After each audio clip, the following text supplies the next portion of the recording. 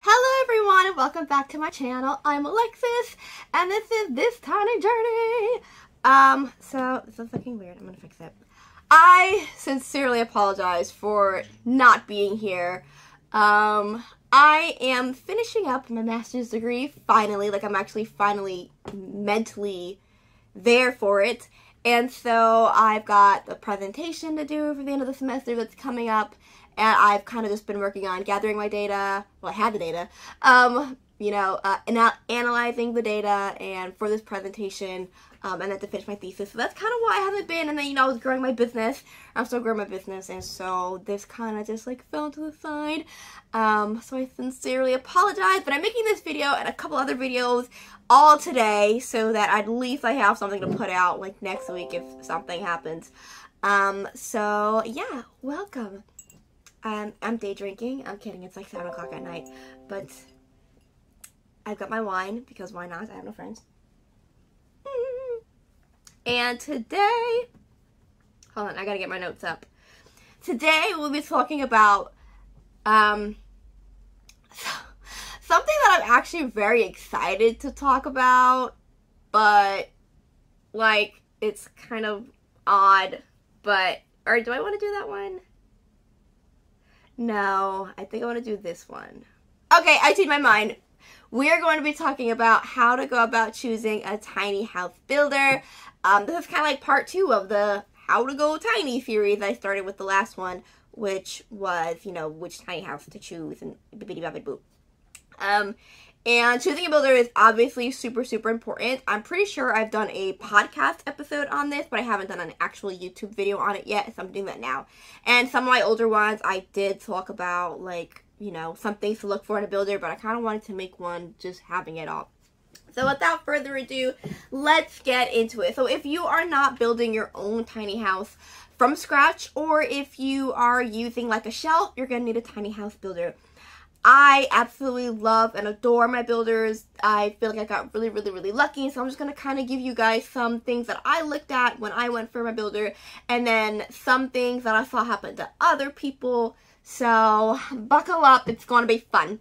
So the first thing I think that everybody should look at when they're deciding on a builder is the cost, right? So I didn't even bother looking at tiny house companies that were outside of my budget.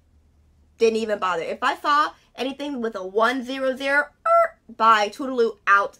I didn't care how beautiful the houses were. I didn't care how reputable the builders were. I did not care, how it had everything I wanted in it. I was very budget conscious because at the end of the day, it's still a house, and I still wanted something that, was somewhat affordable. So, cost.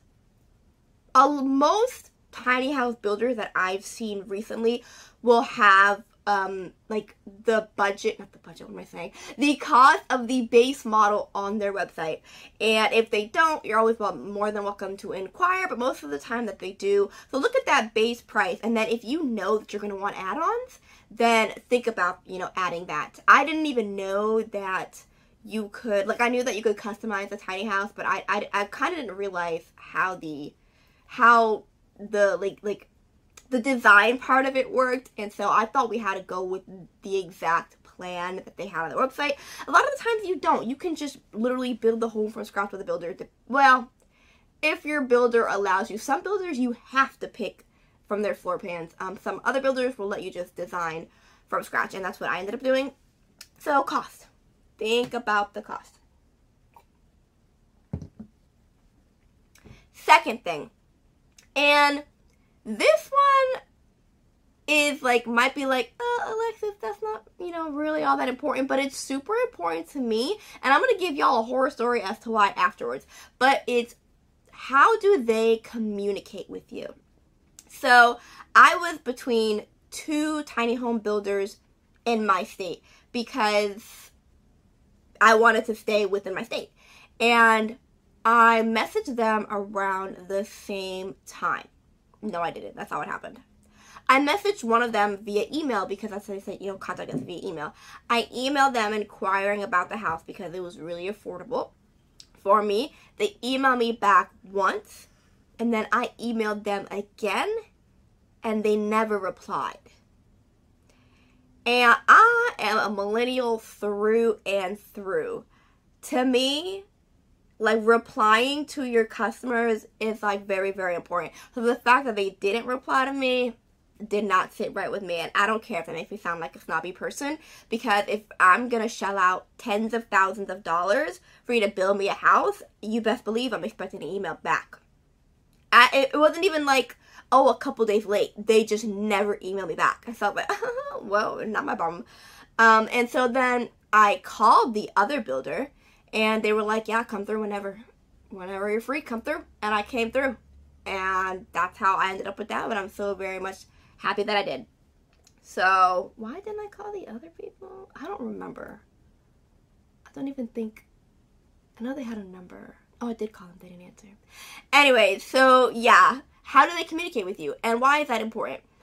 I know of a situation where somebody was getting their house built by a builder. The builder was not communicating, ended up pushing off their build for months. Okay, a tiny house build should take between 3 to 6 months. This was past that. Company ended up going bankrupt, and then she had to then move her home to another company, and they were also lacking in the communication. It was actually the company that I didn't go with, and so, like, a build that should have taken 3 to 6 months, I think took her like over a year. I'm not even sure what happened in the situation. So yes, communication is very, very important. And don't sound snobby, because think about it if it was reversed, right? If somebody was handing you like $70,000 to get something done, you were going to be like on top of that, because you're like, this is a lot of money, you know. Ugh. So how do they communicate? The third thing to look for when choosing a tiny house builder is their experience level. And this one isn't really very much important on my list. These are not like a hierarchy. This is kind of how I remembered it.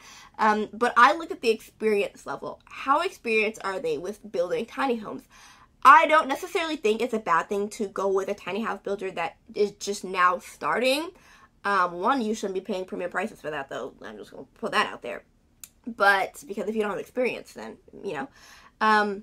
But do understand that they might not be doing things that maybe other people in the tiny house industry that have been doing it for a while are doing. And if they have construction knowledge, that's totally cool too. You know, that's just different than somebody like watching YouTube videos and be like, I can build tiny houses, or like they built 1 or 2 and they're like, I can totally do this for a living, and then they start. Again, I am not saying it's bad, but I am saying that that's something to think about and consider, and think about is that not a red flag? What am I saying? Is that a con for you or not? The builders I went with, they had building experience, like years of building experience before they went to tiny houses, and they had built plenty of tiny houses before I came along for mine, so they had a lot of industry experience. And I am not opposed to going with someone that was newer. You will, you know, pay cheaper, and you might even have a little bit more, you know, flexibility with design. But that's just something to think about. Is it for you? Is it not for you? Because things can go very wrong. And, you know, you had a contract, they did what you wanted, then you're kind of just stuck with the wrong thing. So just think about it. This one is a small one, but again, I'm telling y'all how I did mine. Is where are they located? So for me, it was very, very important for me to be able to check up on the build whenever I wanted. And so I already knew that I wasn't going to leave the state. Like originally I was looking everywhere, but as I was kind of trying to narrow it down, I did the whole budget thing. I was like, you know what, on second thought, I want to be able to view the build. I want to be able to see it as it progresses and not just get updates via like Zoom or something. I don't even think Zoom was popular then, so Skype. And so I picked someone in a state that I could visit. And your girl visited. So is that something that you're interested in? Do you want to see the build as it progresses, or are you totally okay with it being from a different state? Again, your preferences. What is it? 1, 2, 3, 4. The fifth thing to think about is what is included in your price. Because y'all, I'm telling you, I'm hearing some horror stories. So one of the biggest things I think you should consider when they're saying like what is included in your price is, are they moving the house for you? So my builders, they paid for that, for the first move, they'll pay whatever company they hire to move the house to me. I didn't have to worry about that extra cost on top. And that saved me a whole lot of stress from finding people to tow my tiny house, because it's not a very easy thing to do.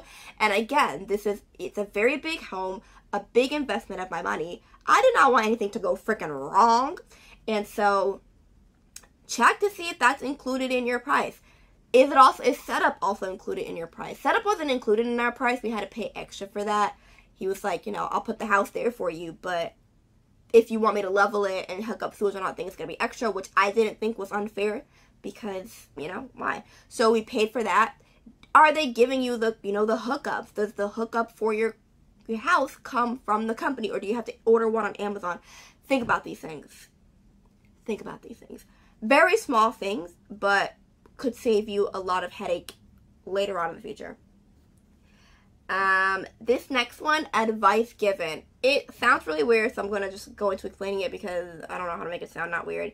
During my design meeting, which is when we designed the whole house, we did it in one sitting. It took probably 3 to 4 hours. My builders were very vocal. And for some people that might be like, thank you for your opinion, but I really don't want it. I kind of do want to do my own thing. But for people like me that kind of just like, I did a little bit of research, but there's not much research on like build. I was very, very receptive to the advice and very grateful for it, because they talked me out of a lot of things that I thought would look cool because #Pinterest, which they were like, you are going to give yourself a headache. One of them was a gas stove. I was so adamant on having a gas stove. I wanted my whole house to be able to be off grid in case I needed it. And at this point, during our conversation, we had been talking all day, shooting shit, me and my sister there. So they're very good at building a rapport with me. They were like, Alexis, this is going to give you so much of a headache. We are not going to put a gas stove in your house. Adamant on it. And I'm so glad that they were like that, because what was I going to do with a gas stove in my house? And so what kind of advice do they give?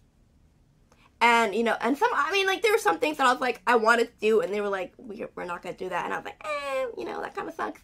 But for the most part, I was very grateful for the advice that they were giving. So if you're a tiny house builder, it's not trying to talk you out of things that they know, right? Because they are in the industry. You are not. They know this is going to be a headache or a problem down the lane, and they don't at least try to sway your opinion a little bit or talk you out of it. I just feel like, do they really care? Do they really care? Which was a big thing for me.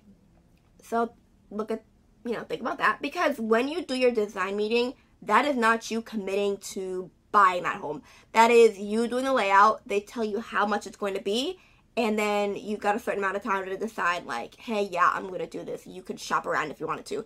I had no desire to shop around because, again, I only had 2 companies in mind, and the other one was already out. I didn't know there was a third one in Florida, which I'm really sad about. I really wish I could. No, I did. They were too expensive for me. Lost. No, that was a different company. I didn't know there was a third one in Florida, so that's kind of how I ended up with those 2. But yeah, I'm getting off topic. And then the last thing to do when choosing a tiny house builder, I hope that this one is shorter. I'm trying to make my videos a little shorter than they normally are. Oh shit, it's not. Ow, I'm not supposed to be cursing anymore. Anyways, is to check on Facebook reviews. Y'all, when I tell you, those tiny house Facebook groups, they share all, okay? They're like a tell-all diary. If anybody has the slightest inconvenience, share it in the groups. Check those groups, because they will be blasting companies. Let me tell you, I have seen the drama. I'm so glad I wasn't in it, but I know that there's one company, I don't want to say the name because I don't remember exactly what the company is, that is just getting blasted left and right, or was a couple years ago, because their work was just so freaking bad. And they were like a very popular one too. So check those Facebook reviews or those groups. You can search on the group for a specific name, and if you don't see any, check the group rules, but you can post and be like, hey, I'm thinking of going tiny, and I want to check out this builder. Does anybody have any experience? If they have experience, they'll come out and be like, yeah, we do, blah, blah, blah, blah, blah, blah, and, check out their experience, their pros and cons, because their experience might be really, really bad, but all of the stuff they're naming has, you know, no effect on you. You'll be like, oh, that's okay, it's totally cool with me. And then sometimes it'll be like, damn, that's a red flag right there. So Facebook groups will be your best friend in terms of that. And yeah, that's kind of the advice I have for choosing a tiny house builder.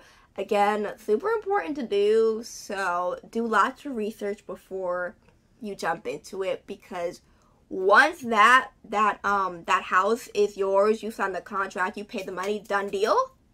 Any problems with it, unless the items are warranty, that's going to be on you. My builders, luckily, if there's something wrong, they'll like come out and help me with it. I've called them, I think, 2 or 3 times in the, oh my gosh, it's going on 4 years now. In the 4 years I've had my tiny house, and they'll give me advice over the phone if they can. I still email them asking them ridiculous questions, I swear, and they always get back to me. Or they'll even come out and, you know, see if there's something they could do. So, what was the point in all that? But not all companies do that, especially if you bought your tiny house from a different company. So if you're like 2 years and nothing's in warranty, and like shit is breaking down left, right, up, down, and you know it's because of the design and not just because of you, then you know you're kind of stuck with that and you're screwed. So yeah, that is the advice I have for choosing a tiny house builder. I hope that helps for anyone looking into it. Oh, I do have a last bonus point. See if the tiny house, if financing is a thing, it's like a big thing for you, check to see if they have financing options. My tiny house builders had financing options that they did through another company, I believe. I didn't need it, so I don't know much about it. But plenty of tiny house companies do, so if that's something important to you and you don't want to have to go find another avenue for financing, then choose the builder that already has financing. Yeah, so that is all. Again, I hope that was helpful for any of y'all, and I appreciate you being here with me, and I appreciate your patience with making these videos. If you've got any questions or anything you want me to do a video on, you're more than welcome to DM me on Instagram. I'm super receptive to DMs over there, or comment below. I will do a video for y'all on just about anything, because why not? And I'm running out of ideas, so I'm not really running out of ideas, but more ideas are always welcome. So thank you so much, and I hope you have a great day. Blessed be.